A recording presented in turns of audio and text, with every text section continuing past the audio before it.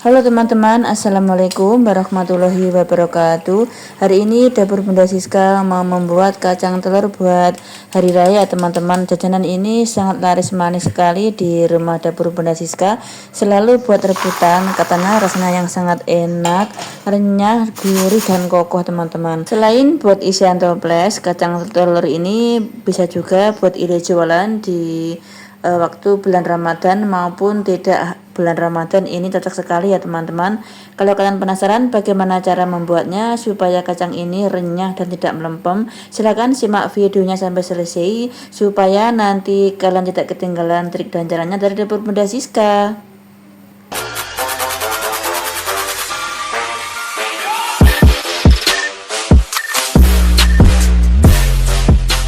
Nah, sekarang saya sudah menyiapkan setengah kilo kacang tanah. Ini kacangnya sangat besar-besar sekali dan melenus-melenus ya. Jangan menggunakan kacang yang kisut supaya nanti menghasilkan kacang itu yang benar-benar mulus dan banyak disukai pembeli ya teman-teman.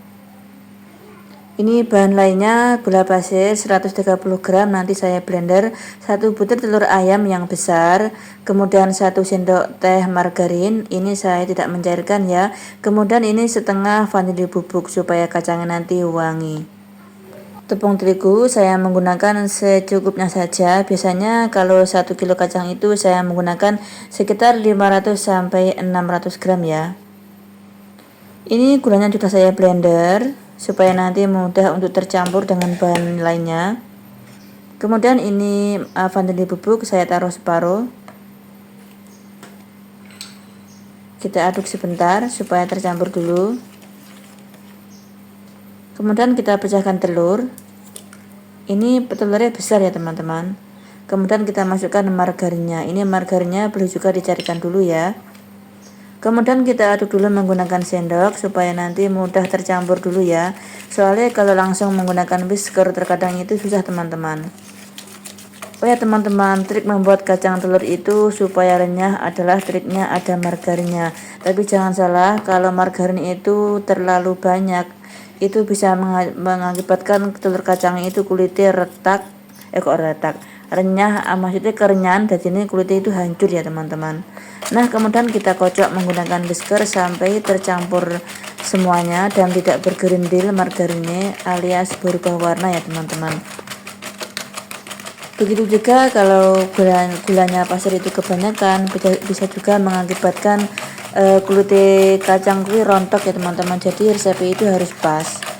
Nah, setelah seperti ini kemudian kita sisihkan, lalu kita ganti menggunakan centong buat mengaduk supaya nanti mudah untuk mengambilnya ya teman-teman. Nah, sekarang kita sisihkan dulu. Ini kacangnya saya mau taruh adonan telur 1 centong. Sebelum kita gunakan harus diaduk dulu. Ini nanti adonan basah saya lakukan 3 kali ya, yang kering juga 3 kali. Jadi setelah adonan basah, adonan kering, adonan basah, adonan kering, begitu dan seterusnya ya sampai 3 kali.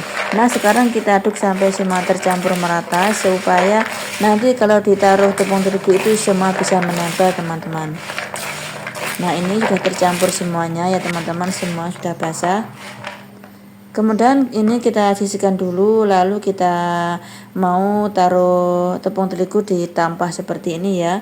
Kita ratakan secukupnya saja ya. Dengan trik ini nanti dijamin tepung terigu nih kalian itu enggak sia-sia kebuang teman-teman. Nah, kita ratakan seperti ini.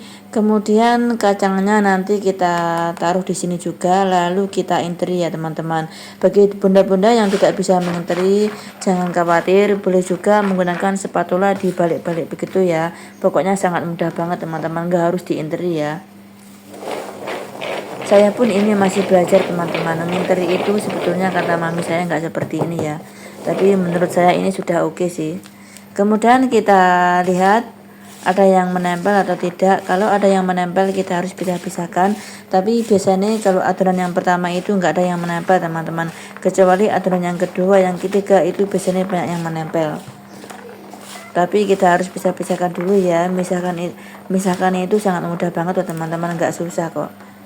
Lalu kita interi sebentar ya teman-teman. Setelah kita interi sebentar, lalu kita ayak menggunakan wakul yang ada lubangnya. Nah, seperti ini. Kemudian kita ayak dulu ya. Bakule nggak harus seperti ini, yang penting ada lubangnya, yang maksud saya. Ini nanti dilakukan sampai 3 kali ya teman-teman, ya adonan basah 3 kali, adonan kering 3 kali, supaya menghasilkan kacang yang benar-benar mulus. Nah, ini sudah saya lakukan sampai selesai teman-teman, hasilnya sangat mulus sekali. Ini nanti tinggal digoreng ya teman-teman. Menggorengnya pun harus pakai trik ya, supaya nanti kacangnya kita itu tidak berminyak dan tidak mudah melempem teman-teman. Sekarang kita panaskan minyak menggunakan api kecil dari awal, supaya nanti menghasilkan kacang itu yang benar-benar renyah, kokoh, dan tahan lama. Jangan sekali-kali menggunakan api besar, supaya nanti kacangnya itu bagus ya teman-teman. Soalnya kalau menggunakan api besar nanti bisa gosong, tapi dalamnya itu masih mentah, jadi kacangnya mudah melempem. Nah, ini karena sudah panas, kemudian kita masukkan kacangnya, kita goreng separuh saja ya. Kita goreng sampai kecoklatan. Ini dari awal masuk sampai matang waktunya kira-kira 15 menit teman-teman. Wah, cukup lama ya. Soalnya yang goreng kacang itu harus telaten, supaya menghasilkan kacang yang renyah dan kokoh, tahan lama, dan tidak mudah melempem teman-teman. Soalnya kalau kita nggak telaten nanti luarnya matang, jero-jerone belum matang, jadi kacang itu mudah melempem teman-teman. Jadi kita harus gunakan trik ini ya, dijamin nanti kacang itu renyah. Setelah seperti ini kecoklatan, kita harus sering mengaduk supaya tidak gosong. Kemudian ini kacang sudah siap kita angkat, lalu kita tiriskan.